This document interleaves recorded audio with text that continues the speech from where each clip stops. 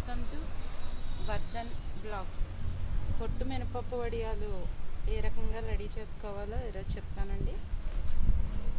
మినపప్పు పొట్టు ఉంటుంది కదా, అది ఎక్కువ ఉన్నప్పుడు దాన్ని వేస్ట్ చేయకుండా, దాంట్లో ఫైబర్ ఎక్కువ ఉంటుంది కాబట్టి దాన్ని వడియాల కింద వేసుకుంటే హెల్త్కి మంచిది.